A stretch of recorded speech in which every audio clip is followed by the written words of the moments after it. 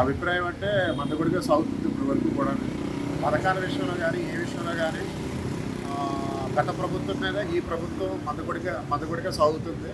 కానీ చంద్రబాబు నాయుడు గారు కొన్ని విషయాలు దృష్టిలో పెట్టుకోవాలి. ఎందుకంటే గ్రామ స్థాయిలో ఏం జరుగుతుందో చంద్రబాబు నాయుడు గారికి తెలియదు, అలాగే మండల స్థాయిలో ఏం జరుగుతుందో చంద్రబాబు నాయుడు గారికి తెలియదు, ఆ నియోజకవర్గ స్థాయిలో ఏం జరుగుతుందో తెలియదు. ఇప్పుడు గాడిలో పడాలంటే కనీసం 1 సంవత్సరంన్నర 2 సంవత్సరాలు పోతేనే కానీ ఏమీ చెప్పలేని పరిస్థితిలో ఉంది. గూఢరాజధాని అంటే గత ప్రభుత్వంలో వైసీపీ ప్రభుత్వం శూన్యం అయిపోయింది. అలాగే ఇప్పుడు గతంలో చంద్రబాబు నాయుడు గారు బీజేపీ ప్రభుత్వం పాలనలో ఉన్నప్పుడు రాజధానికి బీజేపీ ప్రభుత్వం ఎంతో సాయం చేస్తారని నరేంద్ర మోడీ గారు ఆ రోజు వాగ్దానాలు చేశారు. ఆల్రెడీ మట్టి తెచ్చి వేశారు, ఇటుకలు తెచ్చి అట్టి వేశారు. అది విఫలం అయిపోయింది. ఈసారైనా చూడాలి రాజధానిలో అవుతుందా లేదంటే అది కూడా ప్రభుత్వం సానుభూతి కోసం ఆయన ఆ విధానంగా మాట్లాడా అన్నదే వేచి చూడాలి. త్వరలో కూడా అది కూడా ఒక 2 సంవత్సరాల్లో తెలుస్తుంది. అంటే వచ్చి 4 ఏళ్ళలో కూటమి ప్రభుత్వం ఉంటుందంటే టీడీపీ జనసేనలో చాలామందికి కూడా ఒకరికొకరికి సరిగ్గా పడకపోవడం అనేక రకాల ఇబ్బందులుగా ఉన్నాయి. మరి వాళ్ళ అధిష్టానం ఈ అధిష్టానం మరి ఏం చేస్తారన్నది మనకు తెలియదు. కానీ ఏంటంటే అది చూడాలి, వీళ్ళ వైఖరి వాళ్ళ వైఖరి చూడాలి. గ్రామ స్థాయిలో అయితే జనసేన నాయకులు కానీ టీడీపీ నాయకులు కానీ ఇప్పుడు ఉన్న పరిస్థితుల్లో అయితే ఎటువంటి బంధం లేదు వాళ్ళకి. ఎందుకంటే సానుకూలమైన బంధం లేదు.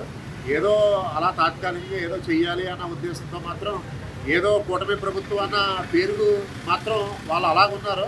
కానీ ఈరోజు జీర్ణించుకోలేకపోతున్నారు, ఒకరికొకరు అలాగే టీడీపీ వాళ్ళు జీర్ణించుకోలేకపోతున్నారు, జనసేన వాళ్ళు జీర్ణించుకోలేకపోతున్నారు, పైకి ఏమీ చెప్పుకోలేకపోతున్నారు. కానీ ఏంటంటే గత 2 సంవత్సరాల్లో ఈ పాలన జరిగిన తర్వాత మార్పు ఏదైనా రావచ్చేమో, అవకాశం ఉండొచ్చు దీనికి. కూటమి ప్రభుత్వం ఏర్పడిన తర్వాత ప్రజలు, రాష్ట్ర ప్రజలందరూ కూడా సుఖ సంతోషాలతో చక్కగా వాళ్ళ యొక్క జీవనాన్ని సాగిస్తున్నారు. కూటమి ప్రభుత్వం 100% కూడా గత ప్రభుత్వం కన్నా మెరుగ్గా మరి ముందుకు సాగుతుంది. ఇది నా యొక్క అభిప్రాయం. అదేవిధంగా 3 రాజధానులని గత ప్రభుత్వం మరి ప్రతిపాదన చేశారు. అది చాలా దారుణం, అమానుషం. ఒక రాజధాని మనకి అమరావతి మనకి సరైన రాజధాని. ఎక్కడైనా సరే మరి మనకి హైదరాబాదు ఉమ్మడి రాజధాని ఉన్నప్పుడు హైదరాబాద్ రాజధాని ఉంది. ఇప్పుడు తెలంగాణ వచ్చింది హైదరాబాద్ రాజధాని. అలాగే మనకి అమరావతి ఏకైక రాజధాని ఒకటే. 3 రాజధాని అనేది మాత్రం అది చాలా తప్పుడు యొక్క విధానం. గత ప్రభుత్వం చేసిన ప్రతి నిర్ణయాలు కూడా, అతను తీసుకున్న నిర్ణయాలన్నీ కూడా అది చాలా ప్రజలకి హానికరమైనటువంటి నిర్ణయాలు తీసుకున్నాడు. ఇప్పుడు కూటమి ప్రభుత్వం వచ్చిన తర్వాత చాలా హ్యాపీగా రాష్ట్ర ప్రజలు హ్యాపీగా సంతోషంగా పడుతున్నారు చెప్పి ఈ సందర్భంగా. ఈ కూటమి ప్రభుత్వం గత 2029లో కూడా కూటమి ప్రభుత్వం కలిసే ఉంటుంది. 2029లో కూడా జగన్ రారు, ఆయన రారు. కాకినాడ ఎమ్మెల్యే గత ఎమ్మెల్యే కన్నా 99.9% ఇప్పుడు ఉన్నటువంటి కొండబాబు గారు పేద ప్రజానీకానికి పని సేవలు అందిస్తున్నారని నా అభిప్రాయం. కూటమి ప్రభుత్వంపై పాలన వచ్చేసరికి సంవత్సరం అవుతుంది ఇప్పుడు దాకా. కానీ నాకైతే ఎటువంటి ఇంప్రూవ్మెంట్ అనేది కనబడలేదు ఇంతవరకు. కారణం ఏంటి అంటే ఎంతవరకు కూడా ఎడ్యుకేటెడ్కి ఉపయోగపడే విధంగా ఎటువంటి ఇంప్లిమెంటేషన్స్ జరుగుతున్నట్టయితే నాకేం కనబడలేదు ఎంతవరకు. ఏంటంటే ఇక్కడ ఏదైనా సరే ముందుకు వెళ్ళాలి అంటే కనుక ఫస్ట్ ఆఫ్ ఆల్ మనం ఏంటంటే ఎంప్లాయ్మెంట్ మీద కాన్సన్ట్రేట్ చేయాలి. ఏ గవర్నమెంట్ అయినా సరే ఆ ఎంప్లాయ్మెంట్ అనేది ఎంతవరకు ఏ నోటిఫికేషన్స్ పడుతున్నట్టు నాకైతే కనిపించలేదు. కాకినాడ రోడ్ పర్వాలేదండి, ఇప్పుడు దాకా బాగానే ఉంది. ఇప్పుడు దాకా చెప్పాలంటే రూరల్ వైజ్ వచ్చేసరికి జనసేన డెవలప్మెంట్స్ అవి కాస్త కూస్త బాగున్నాయి. ఇటు వచ్చి ఈ కూటమి ప్రభుత్వంలో మరి ముందు ఈ 4 సంవత్సరాలు ఎలాగెళ్తుంది ఏంటనేది చూడాలి. ఇప్పటిదాకా అయితే ఒకళ్ళు బాగున్నారు, ఇంకొకరు బాగోలేదని అయితే ఏం చెప్పలేము. ఓవరాల్గా అయితే మాత్రం కూటమి ప్రభుత్వ పాలన అయితే నాట్ సాటిస్ఫైడ్ అండి. పథకాల మీద అభిప్రాయాలు వచ్చేసరికి వైసీపీ పథకాలు బాగున్నాయి.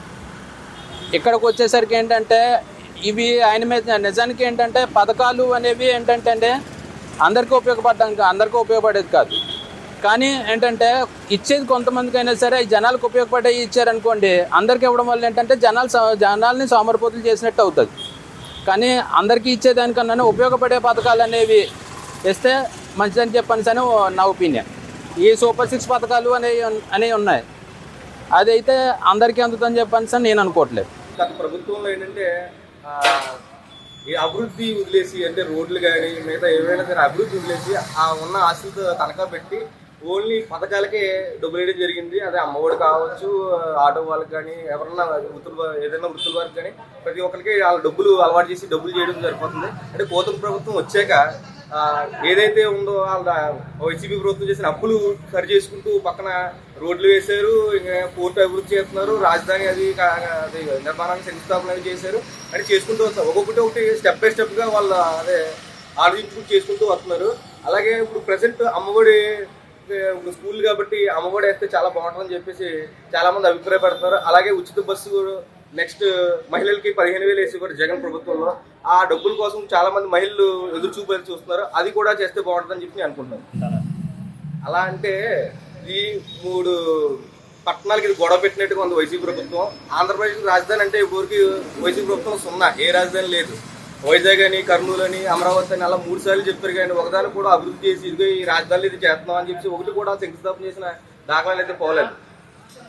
ఈ కూటమి ప్రభుత్వం రాగానే అమరావతి శంకుస్థాపన చేశారు. వాళ్ళు నిర్మిస్తారని చెప్పేసి మేము ఖచ్చితంగా అనుకుంటున్నాం. 3 రాజధానుల కంటే మాకు 3 రాజధానులు అని చెప్పుకుంటే గొప్ప ఏం కాదు, కానీ ఏదన్నా ఎక్కడన్నా ఒకటే ఉంటే బాగుంటుంది. ఇప్పుడు ఒక అబ్బాయికి 3 తండ్రులు అంటే ఎలా ఉంటే చాలా దరిద్రంగా ఉంటుంది. అలాగే ఒక రాష్ట్రానికి ఒకే రాజధాని చాలా బాగుంటుంది.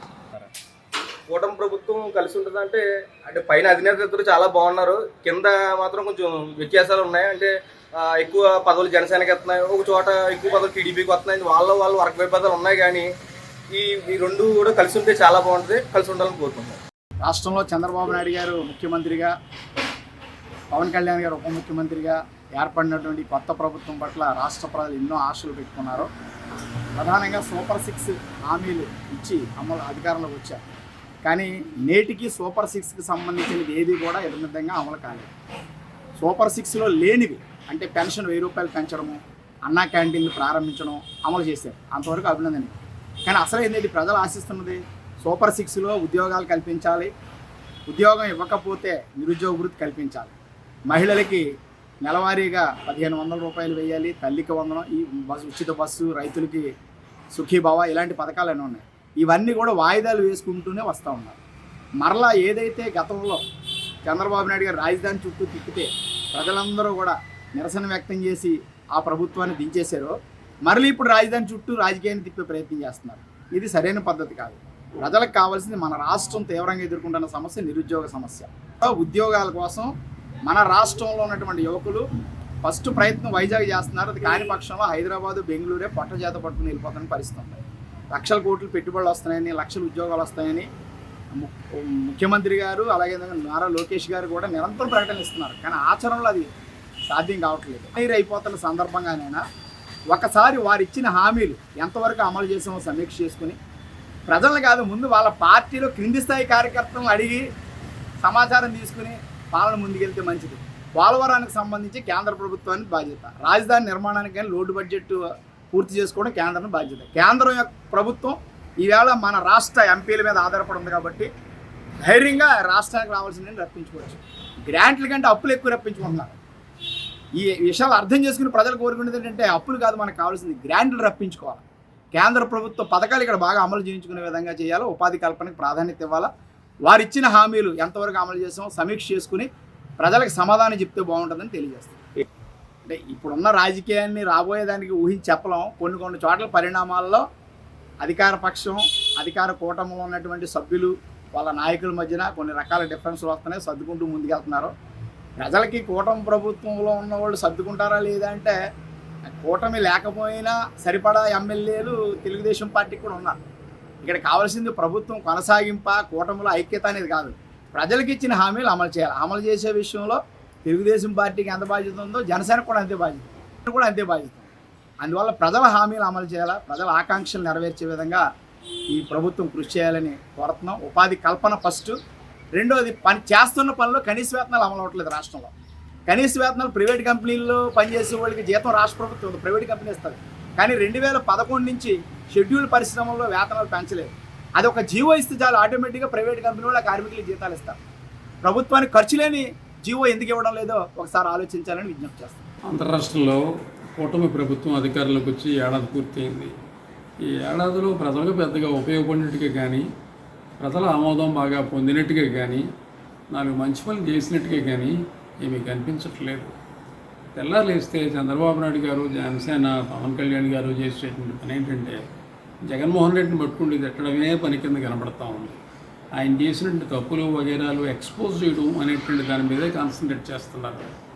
అంతకంటే ఈ జిల్లాలో ప్రత్యేకంగా చేసినట్టుగా తెలుగుదేశం గవర్నమెంట్ ఏమీ కూడా కనిపించట్లేదు. ఇప్పుడు ఈ జిల్లాలో 3 జిల్లాలకు సంబంధించిన హాస్పిటల్ ఉన్నాయి. మంచి వైద్యం చేస్తారు, కానీ సిబ్బంది తక్కువ, పేషెంట్ల ఒత్తిడి చాలా ఎక్కువ. అందువల్ల వైద్యం చేసేటువంటి డాక్టర్లు కూడా ఇబ్బందికైనా ఉంది. ఆ జాగ్రత్తలు తీసుకోవాలి కోరుతున్నాం.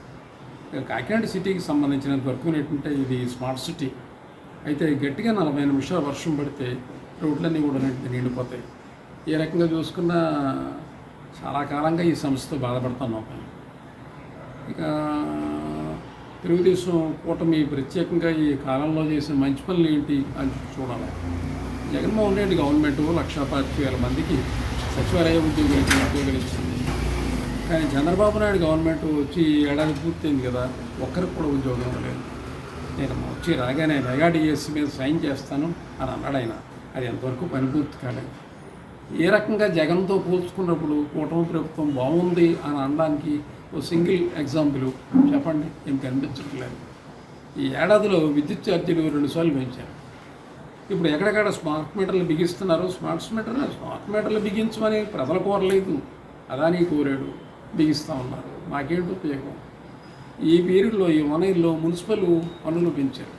అంటే విద్యుత్ ఛార్జీలు పెంచారు, పన్నులు పెంచారు, ఉపాధి కల్పించలేదు, ఉద్యోగాలు ఇవ్వలేదు. అట్ ద సేమ్ టైం ఏంటంటే కార్పొరేట్ కంపెనీలకి బాగా ఉపయోగపడేటువంటి పనులు చేస్తూ ఉన్నారు. ఋషికొండ గురించి అంత అడాడు చేశారు కదా, అదే ఋషికొండ ఎకరం 20 కోట్లది. అది ఎకరం 99 పైసలు చొప్పున టీసీఎస్ కంపెనీకి ఇచ్చారు. ఎకరం రూపాయి చొప్పున వర్షా క్లస్టర్ అనే కంపెనీకి ఇచ్చారు. ఆ వర్షా క్లస్టర్ అనే కంపెనీ అది అంటే నారా లొకేషన్ సంబంధించింది. అది అంటే ఇప్పుడు నేను మీకు చెప్పిన దాంట్లో 100% అన్ని వాస్తవాలు. ఇందులో ఒక్కడు కూడా నేను చెప్పినటువంటి అబద్ధం ఏమీ లేదు. మీకు రోజు మీడియాలో వస్తున్నటువంటిది. ఇక ముగింపు ఏంటంటే మా జిల్లాకు సంబంధించి ఈ జిల్లాలో డిప్యూటీ సీఎంగా ఉన్నారు. డిప్యూటీ సీఎం ఉన్నందువల్ల అదనంగా ఈ జిల్లాకు వచ్చింది ఏముంది? కూటమి ప్రభుత్వం వచ్చి ఏడాది పూర్తయింది కదా, నూతనంగా ఒక్క పరిశ్రమ, ఒక్క కర్మాగారం ఈ జిల్లాలో కట్టినట్టుగా ఒక్కడ చూపించండి. రోజు క్వాంటం వస్తుంది, అది వస్తుంది, ఇది వస్తుందని చెప్పి ప్రకటనల మీద ప్రకటనలు వస్తున్నాయని చెప్తే ఒక్క ఇండస్ట్రీ రాలా. ఏ ఉపయోగం ఏం కనపట్టలేదు. ఇంకొక అత్యంత ప్రమాదకరం ఏంటంటే జగన్మోహన్ రెడ్డి గవర్నమెంటు బీజేపీతోటే ఉన్నారు.